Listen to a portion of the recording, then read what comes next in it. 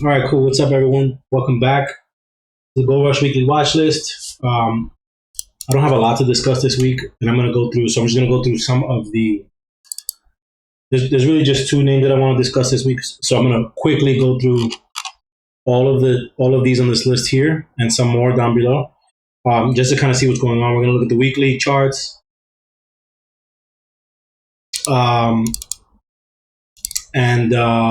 yeah, this is going to be a quick one, I think. Let's see. I just want to change my background here to something with a little bit more contrast. All right. Do that, and let's do that. Okay. There you go. So SPX put in we have this very hard supply up here. I think it was a 4-hour supply, so it's a supply that basically there was like a rally and then a base and then a drop. The base is what defines the supply zone, and the base first showed up on the 4-hour chart on SPX here, right? And then it was tested here and then again here. But looking at it now on a weekly, excuse me, it looks like there might be potential for it to show up in the weekly as well, with these two candlesticks kind of going sideways, consolidating before the drop. Now you do see there's some buying pressure excuse me, in this area where there was previous kind of wicks, kind of indecision for the past these 2 weeks here. See a little bit of buying pressure, so I would love for it to maintain that buying pressure if you want a continuation to the upside. However, I think the first target for this, I think we're going to continue to slide. I think the first target is going to be this 50-90, where the 50 moving average is. And I think that the next target, the final target, will be this area right here at 50.27.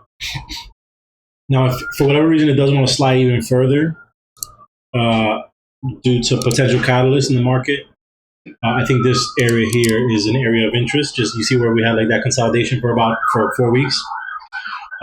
So, again, we can't predict where it's going to go. We can only look at what we have in front of us and identify where my potential targets might be, where areas of interest are, pretty much. So the 50 is the first area. The next area is this level around here, around 50.28-ish. And then I think that the end of the move, or like a pause in the move, will probably be around here, around between 47.97 and 4700. So, big drop, and there's a 100-point channel right here, potential. Now, there's certain things that could bring the market down like that, such as, an announcement that rates aren't going to be cut, or something happening internally in the country with maybe disease or whatever. Big events. Not like a crazy black swan, not like another COVID, but just enough to like bring the price back down. So who knows? So we'll just watch it. I like it underneath this week's low. We can target this week here at 50.91. And then underneath that, we can target, there's a lot of buyers in this area. So I really need to see it underneath, see at these levels before I can say that sellers are going to take full force. So that's SPX. Let's look at QQQ. QQQ has been going sideways above all this resistance here. So previous resistance popped, came back, retested it, popped again, came back, kind of retesting it. Also finding support on this 50-day moving average. Also, we formed an inside bar on the week. So, as you know, price is consolidating there. There's a potential for it to either rip to the upside and take out the high of the previous week, or take out the low of the previous week. Now, wherever spot SPX goes is where QQQ is going to go. SPX looks like it wants to go lower, so I would bet that QQQ will also go lower. Also, you see all the sell pressure on top of this wick right here. My guess is that's probably going to go a little bit lower. Let me just change my crosshair. My guess is that's all going to go a little bit lower. Maybe 1 or 2 more weeks at the minimum, right? But you see all this sell pressure up here that's pushing it down. So I'm seeing the same thing for QQQ. IWM, same thing. We kind of consolidated. We made a new high, and then it sold off 2 weeks in a row.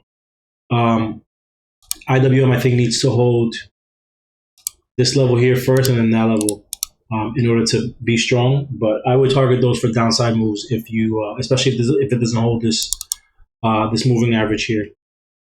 I believe is the 100, this 100 moving average on a weekly. XLE is next. So XLE, I think this is all-time high for XLE. Yep, this is all-time high. So it made an all-new high on this past week, and then it pushed back down, back into some of this, retracing into some of this move. Now, I'm just going to measure this part of the move here. Oh, my colors are all messed up today. Measure that part of the move. So right now it's still holding above the 786 fib. Underneath that's a 618 fib, golden fib area. Really the golden fib area, the golden retracement area is all of this here. If it falls back within this level and you see buyers step in, then there's a potential for this to make a real strong move beyond that. And then you notice that there's also previous resistance there that can act as potential support right above that 618 Fibonacci level. So there's gonna be some crucial levels, 93-ish or so, right? As long as it continues, if it continues to go down, we want to see it hold around this area on a weekly. So let's watch. It's weird because XLE and SPX, or rather XLE and QQQ, which usually have an inverse relationship, both went down this week. So it might be like an overall market pullback, right? Which, if you see everything start pulling back, and there's not one sector that's, this is usually the sector that's showing strength when the rest of the market's pulling back. If you start seeing that, then that's a sign that most of the market's probably going to pull back. So, and I bet it's similar. Yeah, I was going to say it's similar with XLF. XLF is usually up when, not all the time, but sometimes it's up when tech is down. Most of the money's in tech, and then when money leaves tech, it goes into usually energy as a hedge, usually financials, usually consumer stuff. So XLF made a new high for the past couple of weeks, right? We broke out and made a new all-time high on this candlestick, followed it up on this candlestick, and then the following candlestick, we failed to take out that high, and then sellers came in and brought it down. Excuse me. Potential pivot machine gun here to the downside. If this does slide, it can get as low as $38.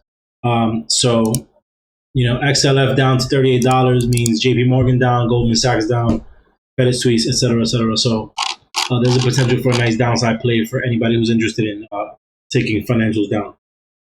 Now, the rest of these, I'm just going to blow through some of these to see if I see a good setup. I might not even discuss any of them. I might just skip it. So let's see.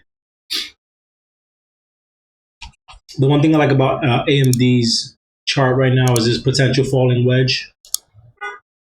Falling wedges usually break to the upside, like that. They usually break to the upside, and it could even be something. Consider it something like this, probably a little bit more accurate. Right. Let's look at the daily on this. Right, nice little price spike and then kind of falling, going sideways, push down underneath the 50-day moving average, and now kind of trying to hold above that 100-day moving average. So potential falling wedge on a weekly can break out. If it does break out, then you want to take the weekly targets. Nice and simple, right? And then the next target will be that 50-day moving average. I wouldn't count my chickens above that. I would leave it at that. For AMD. Next one's NVIDIA. Let's see. Yeah, NVIDIA has the same look. NVIDIA actually looks a little bit more healthy than AMD. It has that same kind of falling wedge vibe. But what I like about this, it has that consolidation, that strong base here, strong rip to the upside, and then not as hard of a pullback, right? It actually looks like a bull flag. So very, very healthy. Lots of buying pressure at the bottom of this area here. Lots of buyers in this area. And then, so you have buyers here, you have buyers down here, you have sellers up here, right? This looks like straight supply and demand at work here. So who's gonna win, right? Let's see.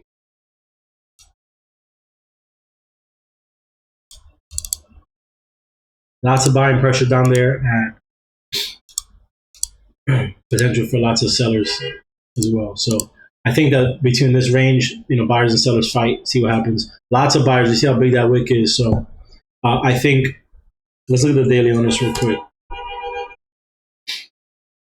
Yeah, I mean, you see how it spiked hard on this little bounce right here, and then it kind of gapped down and formed the green candle inside day, broke up, make a new high, came back inside day. So we can go anywhere as well on Nvidia. If it falls back into that supply, I would wait to see where the buyers step in. It looks like supply. I'm sorry, demand. It looks like demand down here. So very, very interesting setup on Nvidia. Netflix consolidated, going across, holding on that 100-day moving average, or that 20-day moving average rather. Look at the daily, doesn't look bad. Yeah, I mean, consolidation, kind of nasty move up, pullback consolidation, nice rip up. I don't like it in this zone. I'm gonna set my alert at this level here. I'm gonna set my alert there. I want it above that. I don't want it underneath that. This zone here just feels like it'll clap you up unless you catch it on the right day. So not the best looking chart right now. I mean, it looks great on the weekly. It looks like it's ready to fly, but I need it above that zone at 634.33. Costco had a nice little pullback, kind of going sideways. Strong move down, strong move back up. Costco above. This is a very nice chart, actually. I just set it there. 735.89. 735.89. That's your entry for Costco. You could probably take the 760s or definitely the 750s. Right, 760s or 750s. Once it gets above that level. Now, if it can easily go sideways and stay within the range of these two candles, so that's why I set my alert above it. I want to see what price does above that area. Amazon. Amazon made a new all-time high this past week and pulled back a little bit after making that new high. Let's go to the daily. Yeah, so it made this new high and it kind of sold off a little bit. We want to see Amazon. Let's see. I would really love to see Amazon holding this level over here, 185. Right, hold that 185 level. Resistance, support. Right, I want to see it act as true support and then work its way to try to retest that 188.65 where the sellers where previous supply was into new supply here at 189 and change. But I mean, in the grand scheme of things, let's look at the monthly. In the grand scheme of things, Amazon looks strong move up, good consolidation for a very long time, strong move down, nice bounce, little consolidation rip. I expect the same thing, consolidation, maybe a little bit of a pullback, retest some of this resistance, come back to this 175 level, and then from there work its way back up. I really love Amazon's chart. Next one, Coinbase. We got the inside, on the monthly, we got the inside month so far. Look at the weekly. Yeah, I mean, Coinbase is just tightening within this range right here. Right, just tightening within this range. Buyers brought it up. Every time it comes back to the bottom of this, they bring it up a little bit. So I'm actually going to modify this. Right, as long as we stay within this range, I think it might be no man's land. Oh, you can't hear me. Hold on. Hang on.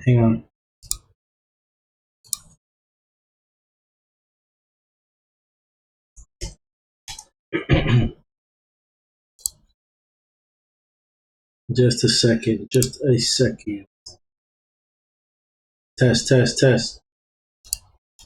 Testing.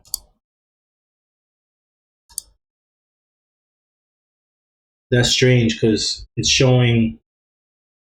I'm getting feedback on Discord. I'm getting all the microphone stuff. I'm getting it everywhere. Oh, I must have cut out for a second. Okay. Sorry about that, guys.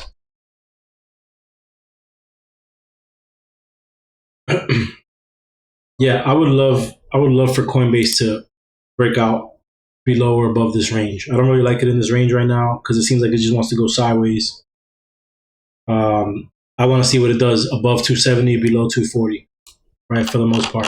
But if we go back to Coinbase's history, historically, this is the same range where we were at kind of after the IPO, right? We came down, we kind of played around this price area for a little bit.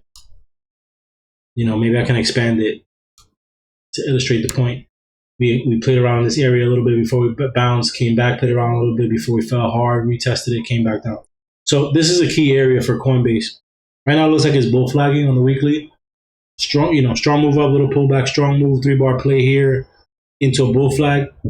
Let the moving averages catch up. That's why it might be consolidating before buyers take it even higher. So above 270, we got 300 and we got 320. 320 calls definitely in play for Coinbase in the near future at some point. But I do like the chart a lot. Next one, HLT. I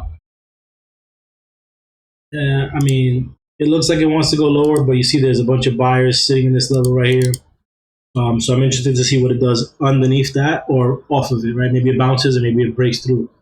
And you got the 50-day moving average there as well. So maybe we get a nothing week. Maybe we get a nice bouncy week. But I'll be watching that, see if the buyers continue to step in or if that 50-day moving average bounces. TSM, I'm not really in love with it right now. It's not the worst setup, but it's not the best setup. There's a lot of selling pressure sitting up here in this area. So not really in love with it right now. DKS, we got the fair value gap, which could bring price way back down to $180. That's actually a really good play. Underneath 201.53, or I would really call it 200. Underneath 200, you could play 190 or 180 puts, maybe 195s, 190s, 185s, right? 195s this week, or 200s this week, 195s for next week, 190s for the following week, if you wanted to do that. But I see a potential fair value gap here, especially with this strong move, strong push up on earnings. We can undo all of it now. So very, very interested in this play for DKS here. JP Morgan looks like a pivot machine gun almost, right? It took out all these lows, all these consecutive lows. 1 week took out all these lows. Very, very, very strong move for JP Morgan. I expect it to continue, especially since XLF is showing weakness, as we discussed. JP Morgan can work its way all the way back down to here around 173 and change. Let's call it 175. So 175, that's a nice 7-point move to the downside, or $7 move to the downside rather. Continuation of the pivot machine gun. All right, let's look at the daily on this real quick. That's a nasty gap. Nasty, nasty, nasty gap. They had earnings on Friday. They failed because of earnings. But more than anything, it was just going sideways on this level for a while. I guess waiting for that earnings report. Bunch of sellers sitting here. See, sellers bring it down. Buyers brought it back up. Sellers kept it here, brought it down. Buyers back up. Sellers back down. Sellers took control. So I want to see it work its way back into that 173.86. Very, very quick. Very possible that it happens this week. So I like JP Morgan for this week to the downside. DocuSign, I'm not in love with the chart right now. Visa, not really in love with the chart right now. It's made a new high and then it's just been fading, slowly fading ever since. This kind of looks like a Boeing chart to me. Don't like it. Starbucks, you could short it to hell. It's just going and going and going. This is a brand new 52-week low. There is earnings, I believe, coming up on Starbucks relatively soon.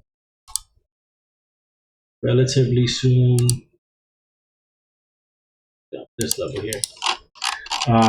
But I'll tell you what, if it makes it all the way down here to 80, I'm buying more. They have earnings on the 25th, so 2 weeks or 11 days or so, 10 days by tomorrow's market open. So you can play puts below the low of this candlestick. That's your entry, right? Let it make its age come down, bounce. But your buyers and then sellers bring it back down. Same thing, bounce, bring it back down, and then potentially go sideways here. It can happen anywhere, but that's in the perfect world. Twilio is one of the ones that I'm interested in. Let's look at the weekly on Twilio. I like Twilio So first thing, the reason why I called my attention is there's an inside bar on the weekly, right? Inside bar on the weekly. A little bit of buyers, but there's a lot of wicks here, a lot of supply here in this level. So if we can get,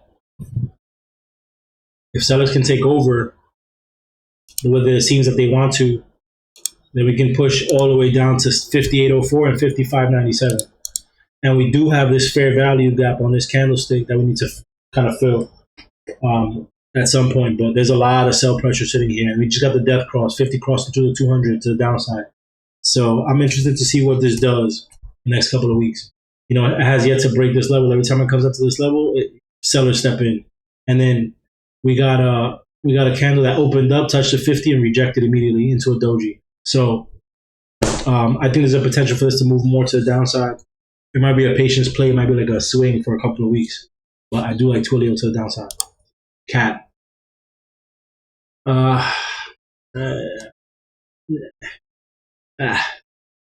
Let's check it out tomorrow. CVS. CVS looks like it's falling hard straight into some support. The last time we were down here, we formed the inverse head and shoulders down here. It looks like there's a lot of buying pressure down in this area.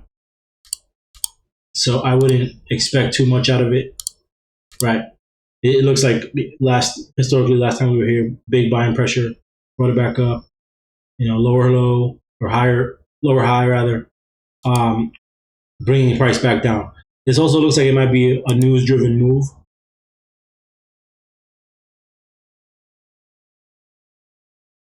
So I'm not in love with it. I mean, you know, let's see what it does this week. Maybe it comes into this level and gives us a better play. But for now, I'm not in love with it.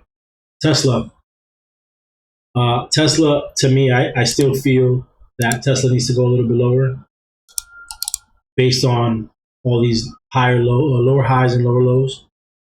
You know, but at the same time, you know, just for perspective, we do have a potential falling wedge happening on Tesla.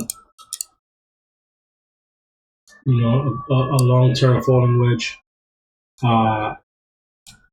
So we have that. So at some point, this thing might find some, you know, demand and rip to the upside. You know, but it had its chance here, and it kind of failed. It failed this previous supply here, pushed it back down. And now we're getting pushed down by that 100-day moving average. There was some report that came out that Tesla, there was a spike in EV sales, but not in Tesla and not in, I think it was Rivian was the other one. So people are buying EVs that aren't Tesla. People are exploring those other markets. Now, let's to be realistic, Tesla still has a majority of the market cap, you know, and I don't think that those companies are going to chip away at its market cap for many years. But, you know, one of them gains and then they put out a good narrative, and it's just not good for Tesla at the end of the day. Even though the more EVs that sell, the more Tesla infrastructure gets used, right? So there's that. Also, Tesla, we're in the middle of an election year. Tesla feels like, due to its chairman, feels like a political company now, right? It just feels like it's in the crosshairs. So I expect it to go down even further. Kathy Woods was talking about Tesla to 1,000 in like 2 years or something like that. I need whatever dust she's smoking because it's obviously very good. Let's see, Airbnb, I don't see really anything with it. Disney, I mean, it's falling right back into this consolidation. If it comes back, a little buying pressure on that 50-day, it can work its way up. So I'm looking really there. Lyft, I do like Lyft. I think that there's a nice move brewing in this, especially since we consolidated all in this area. We reached the top of this cup or this dish or whatever, however you want to call it, and seller stepped in. So there's a little bit of supply there. So I'd be interested to see what this looks like. You know, I want to see where the buyers step in. We know the sellers are here. I want to see where the buyers step in. I see we do have an inside week on Lyft with a green candlestick, which means that we might get a potential reversal here. A 2 candle followed by a 1 candle. And then the next setup will be a 2 candle to the upside. And that candle might have enough to work its way all the way up. We do have earnings in a couple of weeks on the 1st of May. Let's see. They're staying in Minneapolis, which is bullish. And background screening firm cuts, so that might be tough for them in terms of their hiring process. I think that affects Lyft. That affects the the sharing, the working economy, whatever the hell, the ride share app based working economy might take a little more time to hire some of these people because one of their service providers cut workforce. So when was that? 4 days ago. I don't know. I like the inside bar. I like that the fact that it fell underneath the 20 and now it's back up above the 20 the following week. I want to see it work its way up. I'm gonna set an alert for Lyft. I actually want to set it before it breaks that weekly high. So I'm gonna set it at 19 and change, just under 1964. I do like it a lot. Let's see. D-Dog. This looks like it wants to go. I'm going to set an alert for the high of the week. Actually, I'm going to set it a little bit lower than that. Set alert at 130. It's worth talking about it above that. Chewy, dog shit. MU inside week. All-time high? Yes, all-time high for MU. Wow, that came fast. All right, so we got the inside week on MU. A lot of sellers sitting in this area. It can go either direction, but you see there's a bunch of sellers here, a bunch of buyers here. Let's see who takes over this week. I'm going to go ahead and set my alert up here just in case MU does want to work its way back into that candlestick. But this is a 2-1 so far. 2 candle, breaking the previous range to the upside. 1 candle inside bar. We get another candle that kind of forms here, work its way up. Maybe we get that 2-1-2 to continue the move.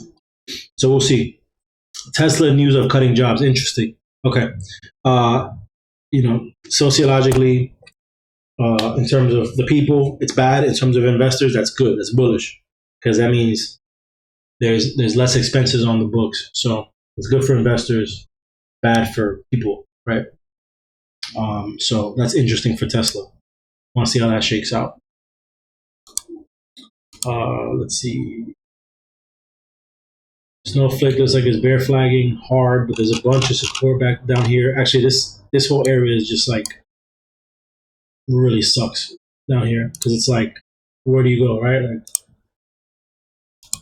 all this range, you don't know which way it's gonna go. Now it looks like it's bear flagging. It could easily break down and come back and test this demand here at 142.40. So, and we do have the inside week. So let's see, maybe we could break down and work our way into that 142.40. It's an $8 move. So I do like it. Even though we're in a weird range and there's a bunch of volume here and it can be very tough to break down, it just looks looks like it can break down pretty nicely. Looks like an H potentially.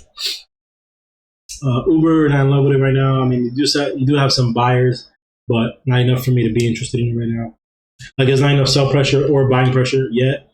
So look at it tomorrow. Yeah, not yet. LRCX looks great. LRCX, some consolidation above the 20-day moving average. Inside, pullback candle, 2 to the upside, inside bar, outside bar, inside bar. Crazy volatility in this sequence right, these last 4 candlesticks. Outside bar, inside bar, outside bar, inside bar. I want to see if it holds the 20. If it continues to hold the 20, we can work our way up higher. Right? But you see all the sellers here. The sellers, they're keeping it underneath $1,000. They don't want it above $1,000. So just an interesting spot for LRCX. Apple outside of Friday's week is resistance. Looks like it's worth a watch. Daily falling wedge break. 2 weekly, 2 monthly. Let's see. Apple. Let's look at the monthly. Yeah, it has the 2 down, 2 up potential reversal on the monthly, and then 2 down, 2 down, 3, 2, 3. Right? We got a 2 down inside bar, outside bar at 3, 2 down, 2 down, outside bar again. So, but I think this is actually the 2-2 on the monthly is very powerful. Right? The breakdown and the rip back up, very, very powerful. And then on a weekly, I think that 3 is even stronger. It looks like a bunch of support in this area. Let me just zoom out a little bit. And then you see the size of that wick there, and it's where previous resistance was. So this is a very strong area for potentially, right, for support. So if buyers indeed like it here, break above the 50-day moving average. Actually, this is a beautiful setup, Terry. Break above that level, right where the 50-day moving average is.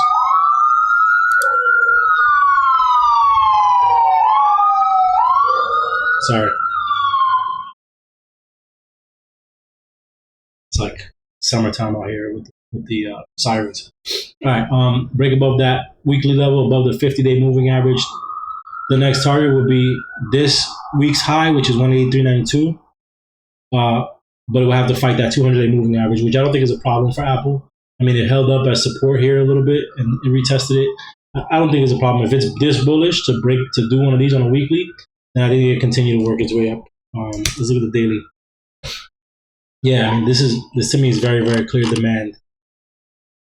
Right, you got the strong move down, inside bar, outside 2 up, breakdown, continuation, retest. Same thing coming down. I mean, it's working and making lower highs. There's obviously demand. I mean, supply up here in this area, up here. So again, it's supply versus demand. And then you got that falling wedge that Terry just posted, which I'll do my best to mimic. You got the whole thing, so it's more like this. Yeah. Got that falling wedge, which, as we know, tends to break to the upside. I did my best to mimic it. Let me know if I did, if I did a good job. But falling wedge into demand, strong bounce, big strong candlestick, little small rejection at the 50-day moving average. It looks big here in the daily, but when you go into like the 60-minute or the 60-minute, it's not that crazy of a rejection. It actually undid some of it in the after hours. So that's a very, very nice move. Actually, I'm going to put Apple back on my chart. I haven't traded. The first time I traded Apple was actually this Friday. I didn't call anything out, but I just took the trade, or Thursday rather. And Thursday was just a day overall. As intense as this candlestick is as intense as my day was. So Apple's looking great. Apple's looking phenomenal for a continuation move. You want to see it above that 178.67. Pretty much go back to high of day and take it out. Let's go to the weekly. Google, very, very, very strong. Google all-time high. We had a little bit of supply here where Google failed hitting that previous high, but buyers brought it right back up, and it looks like it wants to go parabolic now. So in this case, I would try to do it from down here.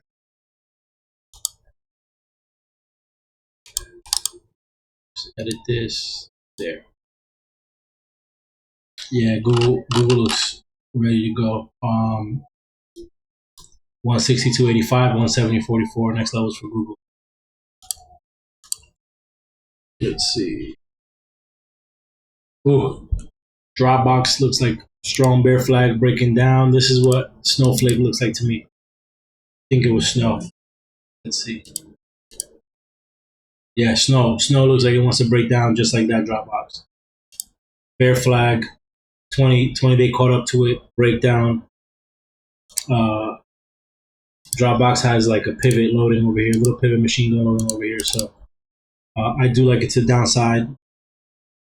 Yeah, the premiums they're gonna get weird since the price is getting lower. It becomes less worth it to trade it, but very nice setup on Dropbox. Let's look at Zscaler real quick. I mean, yeah, I mean we could target that and then maybe target this, but I don't know if it's gonna do all that. It's fighting on that 200-day moving average. If it does do it, it's gonna fall pretty hard. Actually, so I'm gonna go ahead and set some lower targets. There you go. Those are the targets for this week for Zscaler. Let's look at Meta. Meta, nice strong move, good consolidation, nice bounce, little pullback, potential for a 3-bar play. If we get some buyers to step in and bring price a little bit higher. Very, very nice setup on Meta. I would be interested in taking it above 520. What did I do? I would take it above 520. I'm going to add my alert for 520 for Meta, the upside. Otherwise, downside, we got the 20-day moving average right there, plus all this support. I wouldn't play downside on it. Let's look at Baidu. Baidu has a nice potential put play. 89, maybe 90 puts potentially on this triple tap to downside. Let's look at target. I mean, you can break down below this week. Target this week. Hit that 50-day. Oops. Hit that 50-day.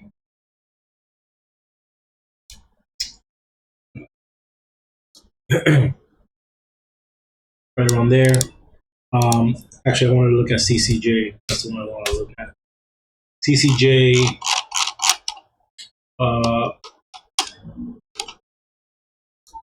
Let's look at the monthly. I think this is the last one, guys. CCJ, nice strong base, good consolidation, strong rip. Price actually broadening formation here.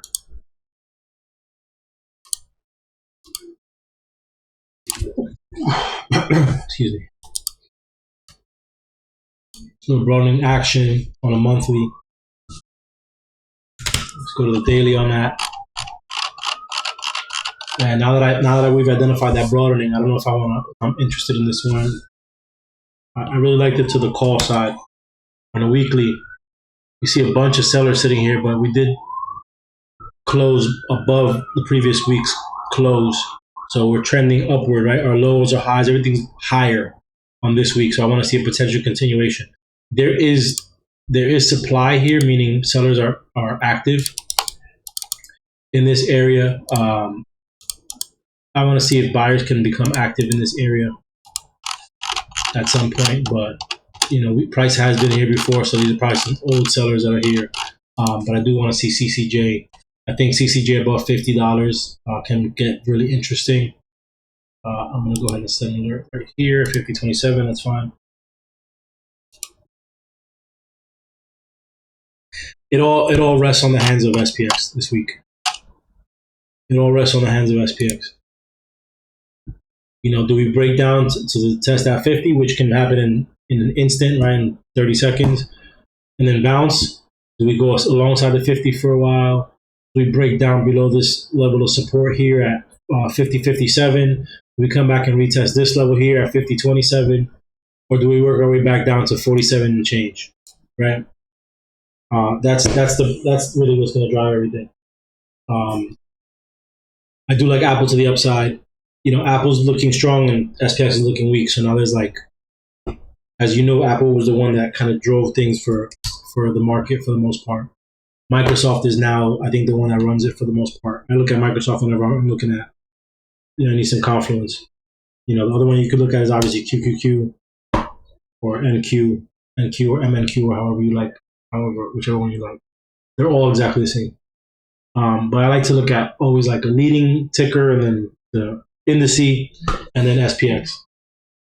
Two indices, leading ticker, SPX. It's my chart for the day. And then usually this one's going, that one's going, all right, this is going down, all right, cool, this is the direction. And sometimes I'm usually wrong. I've been wrong like the past 3 weeks. It's been terrible. But that's it, guys. Thank you so much for being here with me. Sorry for the technical difficulties. Um, I think the market will be a little bit more clear tomorrow. It really depends on where the next candle starts to form here and which direction we go in. Um, and I'll call out what I see. I'll call out what I see in terms of the economic calendar this week. Uh, let's see real quick. We have some Fed on Monday. We have retail sales. We have a lot of Fed tomorrow. Lots of Fed. Then we have housing starts on Tuesday. We have Fed talk on Tuesday. Jay Powell speaks at 1:15. Wednesday, beige book. Thursday, jobless claims. Last time we had jobless claims, it dumped prior to jobless claims, like day before. So Wednesday afternoon, it dumped. Home sales as well on Thursday. Then we have another Fed speaker on Friday, boys. It's a lesser known one. Bitcoin halving is occurring this week as well. I think on the 20th, which is Saturday. So that's something to watch out for. And then we have banks. There's a lot of earnings happening this week. Let's see. This week we have Netflix, TSM, Bank of America, Goldman Sachs, United Health, ASML, J&J, UAL, PG, Alcoa, AA, BX, the bank, PPG, Pink Company. PPG's options are dog shit. What else? That's it. Netflix. Did I say Netflix? Yeah, I said Netflix. Nokia. Who else? Ally Bank. A lot of little banks too. So it's going to be an interesting week. Definitely interesting in the banking sector. And then Netflix will be the first major tech to kick it off. TSM, ASML, tech subsidiary, but Netflix first big tech name, to kick it off for us. So thank you guys for being on the call with me. I'll see you guys tomorrow morning. All right, peace.